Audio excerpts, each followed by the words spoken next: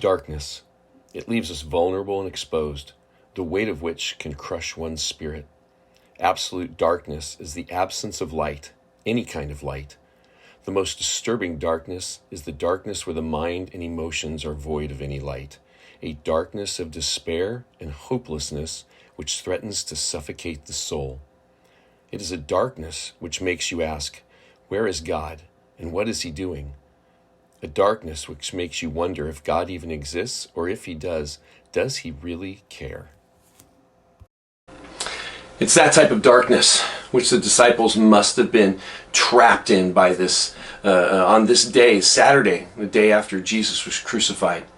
It was the day after they had seen the events unfold of the denial by Peter, the arrest, and the brutal death of the one they had followed, the one that they believed was the Messiah, the Christ.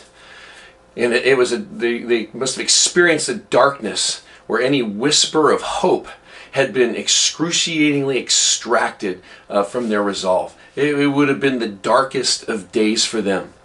One disciple probably just summed it up kind of best of how they were all feeling in Luke 24, verses 19 to 21.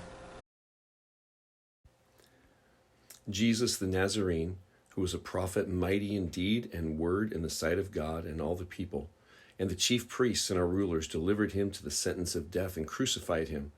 But we were hoping that it was he who was going to redeem Israel. Indeed, besides all this, it is the third day since these things happened. Did you catch it? Did you catch what was said? What he said was this, but this. We were hoping for this, but instead this is what happened. Our expectations didn't meet reality. What the eyes had seen, what their eyes saw, and what their heart felt, and what our heart feels, they're powerful emotions. They're powerful influencers in our life. What they saw really was the end of their plans, their hopes, really their dreams, their expectations. They saw that come to what appeared to be a crushing end. There was in their mind, there was no way that anything else could happen.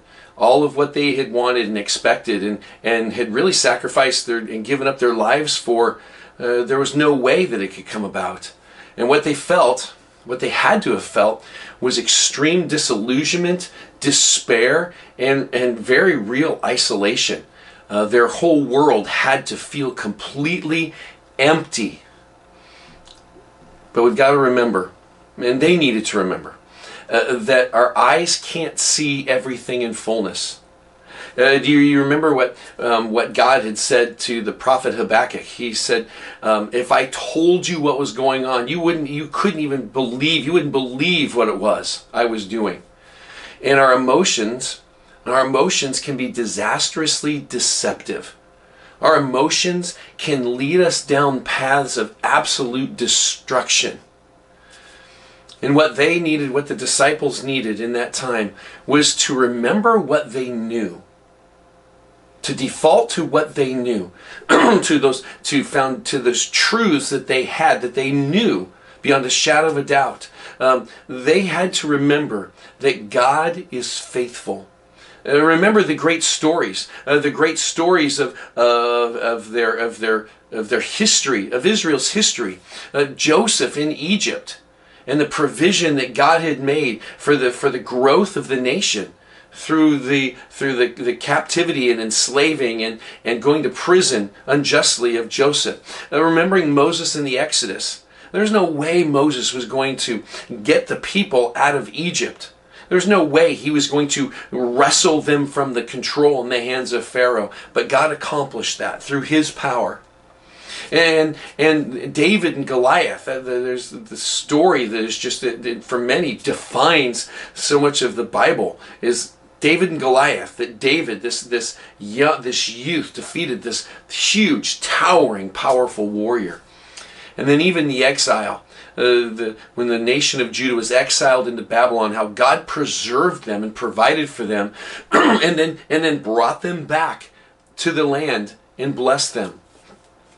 And these disciples needed to remember in the immediate, that Jesus had told them beforehand what was going to happen so that they would believe. John 14:29 says, I've told you ahead of time so that when it happens, you'll believe, that there wouldn't be reason for doubt. He told them, he stated it plainly in Mark 8, verses 31 and 32, that he was going to be handed over, he was going to be killed, and that he would rise from the dead. He would be raised. He stated it plainly and let them know ahead of time so that there wouldn't be any doubting when the events transpired. And they needed to trust, not just go back to what they knew, they needed to trust what was promised.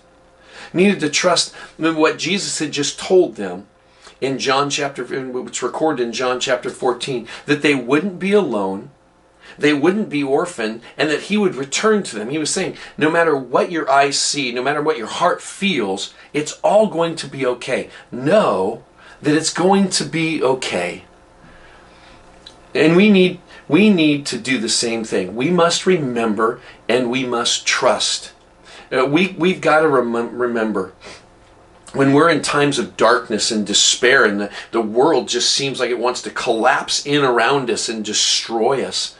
God has told us ahead of time that we're going to go through various trials of all sorts. He promised us that. And he promised in the same context to give us wisdom to know how to navigate those times, to know how to trust him, to know how to move forward. We've got to remember and trust that God absolutely loves us. We can look back on the truth of the cross, the historical event of the cross, that God demonstrates his love for us, and that while we were yet sinners, Christ died for us. If there's nothing that could define the love of God more than him dying for us when we wanted nothing to do with him, when we were rebels against him, he still came and died for us. That's love. He promises that he is with us and works in us and works through us. The entirety of Romans chapter 8 assures us of our relationship with God and his operation within our lives to secure us, to protect us, to provide for us. And we've got to remember and trust what Peter wrote in 1 Peter chapter 2, verses 4 to 6, is that if we trust Jesus, we won't be disappointed. And what he's saying is, when we get to the end of our life and we were to look back and we were to do an accounting of all that our life was, if we're trusting Jesus, we won't be able to look back and go, that didn't work out very well, and really feel like our life was a waste or it wasn't worth anything. It's the assurance that we will not be disappointed. Though our eyes may see one thing, and or our heart may tell us something, we've got to trust what God has promised to us, and we've got to remember God's faithfulness, even when it's Saturday, even when the tomb hasn't been opened yet, and we haven't seen the resurrected Lord.